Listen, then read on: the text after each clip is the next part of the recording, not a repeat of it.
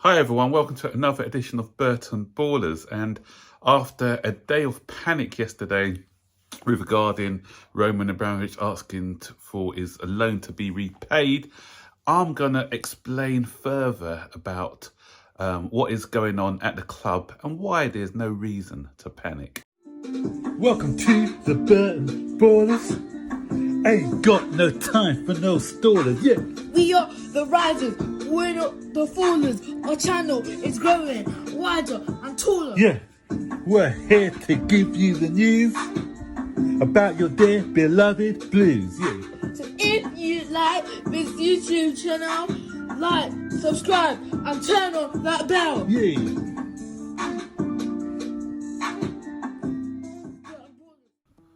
So guys, more information has come out last night over the terms of the deal, the sale of Chelsea, and most of this is credited to a journalist, Ben Jacobs, who has been very much involved in this story from the beginning, and he provides some useful information. And what I like about his journalism is not about panic. It's well balanced in what he has to say, and hopefully it gives a better understanding. So I'm going to sort of read some of the things that he's going to say and give my views on it. So first of all, it says that obviously we know that Todd Boehly is the favoured bidder, and he's confident of a deal taking place.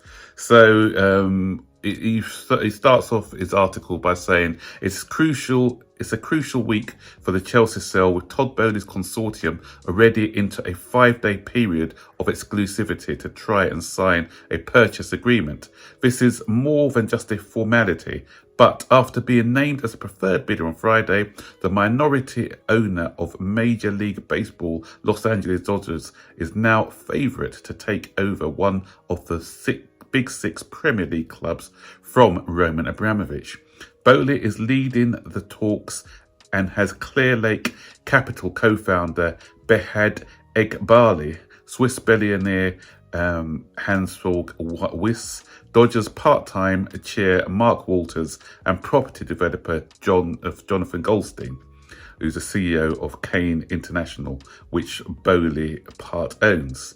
So this is the people in this consortium. It's interesting to note that we have now a face to the name of Clear Lake, and that face is Behad Eghbali, who is the co-owner of this private investment fund. I think they clear something like £60 billion of money, and they invest a lot in like sporting company, like the Dodgers and others. So their thing is to look at sports as a way of making money. But although it's a way of making money, it's also a way of, they want to remain successful as well. So it's not a case of just taking money out of the club. It's having that success on the pitch to create a successful brand. And by creating a successful brand, then it becomes profitable. So don't look at it like the Glazers.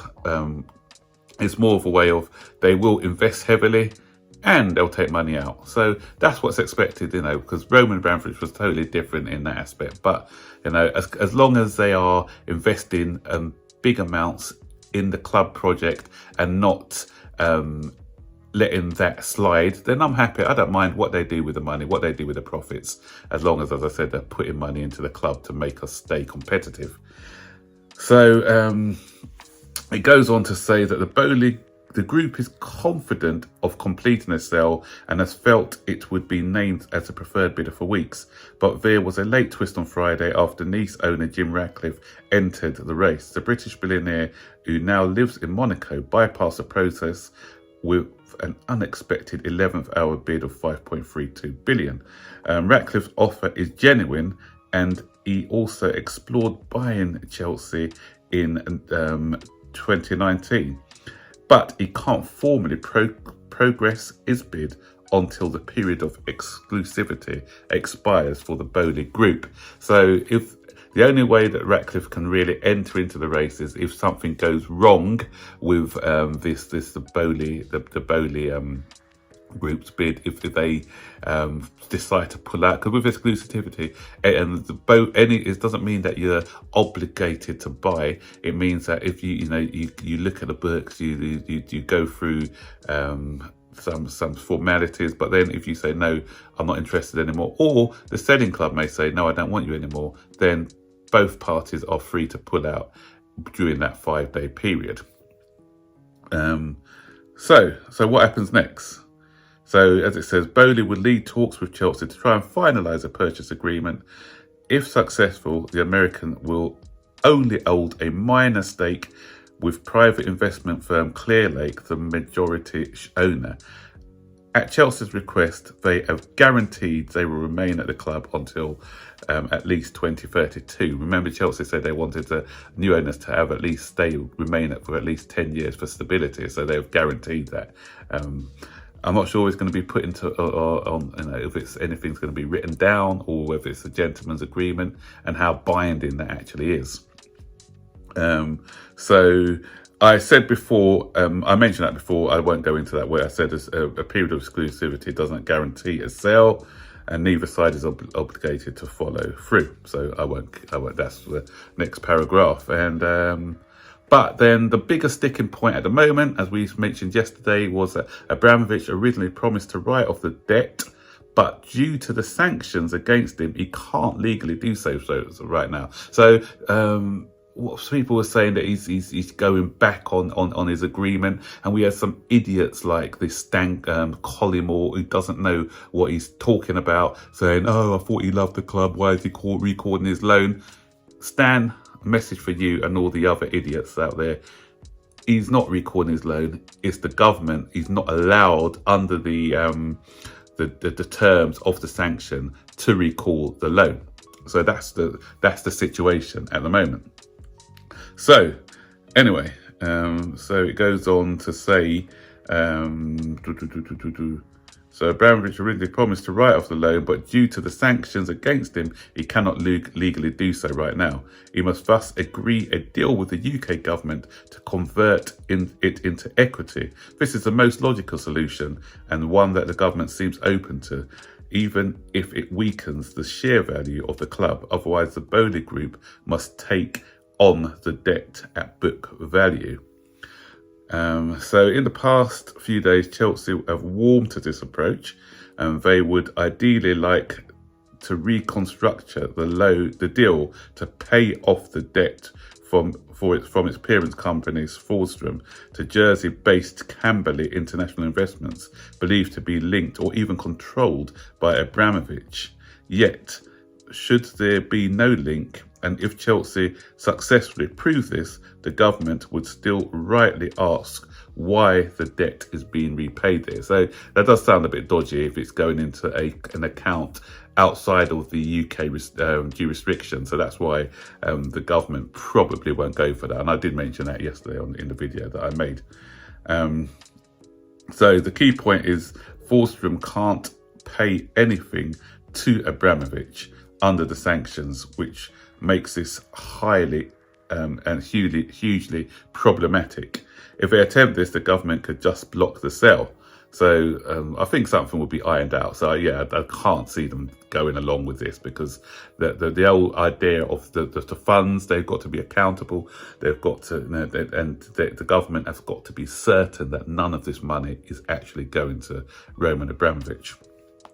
So if this approach is taken, the Bowley Group would pay exactly the same amount, and they then see £2 billion taken from it to settle the loan in full, or they would withhold that amount until a point they could legally repay Abramovich. In essence, it is equivalent to buying a house worth £5 billion, where the previous owner has an outstanding £2 billion mortgage, which you take over. And I did say that yesterday, didn't I? I said it's not the fact that he's asking for more money. I think it's how the money is he just wanted that part of the sale to come out and go into a different account. So there's not 1.5 billion or $2 billion as it is now, additional to what they're already buying. This was already the debt was already included in the sale price, but all it meant was the debt was going off to a charitable organisation.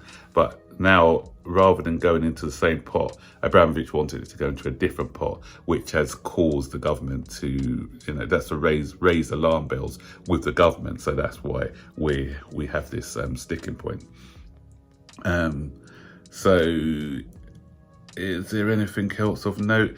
There's something that David Dean, why is he getting involved? He always gets involved. I remember when Abramovich first came, he was talking about Russian tanks firing rubles over, and now he's saying that some of the money should be going into grassroots football, and he wants 940 million pounds of it, or dollars of it, going into grassroots football. David Dean, no, the money is for charity. So you want the money to not go to the Ukrainians and the victims of the war, and instead you want it to go into grassroots football. But the government have said, no, we can't really do that. Because they don't want us to be directly benefiting, or seen to be directly benefiting from the sale, because there are going to be people like me saying, hold on a minute, why are the government gaining from the sale of Chelsea? So they have said no, that's not something that they will entertain. So the bottom line is that Chelsea desperately need to sell by the 31st of May. Before the government issue a special license expires, and by the 8th of June. 8th of June is an important date because that's when the Premier League meets to plan the season ahead. So if Chelsea are licenseless by then, they won't be able to compete. So those are the key dates: the 31st of May and the 10th of June. The 8th of June, 8th of June. And another key date is the 10th of June, because the 10th of June is when the transfer window opens. And obviously the Bowley Group will want to start planning for the future. So then there's contract talks that need to be had by the likes of Reece James and Mason Mount. And also Tuchel will want some players in, so we'll want to start to plan to get those players in. We need a couple of defenders with the sales with Christensen and Rudiger going. We'll need 2 defenders in. We'll probably need a holding midfielder with Jorginho likely to go. So yeah, there's a lot of planning to be done for the season ahead, and I'm sure that they want to buy getting 1 or 2 marquee signings to mark their the new ownership at the club. And I think that is it, really. It goes on. If you want the article, I'll stick it in the bio below, because there's a couple more things that have been mentioned in this article. So very good, well balanced article. And one thing it did say, the other thing it did say quickly before I go, is they said that even if the Bowley bid somehow fails for some reason, rather than Ratcliffe as coming in, then they'll then turn to the Broughton Group as the next bidder. And then after Broughton, because Broughton Group and the Pagliuca Group have been told to stay on standby just in case that the Bowley bid falls through. And also the director, there's been a soft vetting of the director and ownerships by the Premier League. So they have already passed, Bowley has already passed that, but it was only a soft vet because of what happened with the Newcastle situation. They need to be seen to do a thorough vetting of that's where they vet all the directors and see if there's any issues with them, and like bankruptcy or any financial issues. They have to vet them thoroughly. So because they've done a soft vet, that should speed up the process to then fully complete the vetting, and that should probably take around about a week with a lot of the information already gathered. So so that's where we're at the moment. So as I said yesterday, I don't think there's any need for panic. Chelsea, we all hear these stories. There are going to be some outlets out there who, scaremongering or sensationalism. But, if you want the truth, the balanced truth, then you need to you know, do your research a bit and, you know, look at who the best sources are. So people who haven't got any agendas, and this guy, Ben Jacobs, I recommend you take a look at him, because he's been on this story quite, for quite some time now. So forget all the, you know, like people like the Sky's Colville or whatever his name is. He was coming in with some scaremongering yesterday as well. But, you know, let's just not panic. We're here to stay.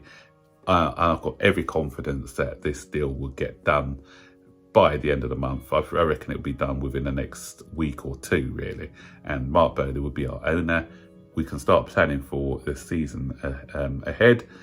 There's a lot of work to be done. As I said before, we need a major overhaul. So let's hope that he can come in, get the players that Thomas Tuchel needs, get us back on even keel, and let us stop all this negative noise around the club. New season, new start, new regime. Happy days. So, guys, don't forget to like, subscribe, turn on all post notifications to be notified every time I make a new video. Until then, take care. Bye-bye.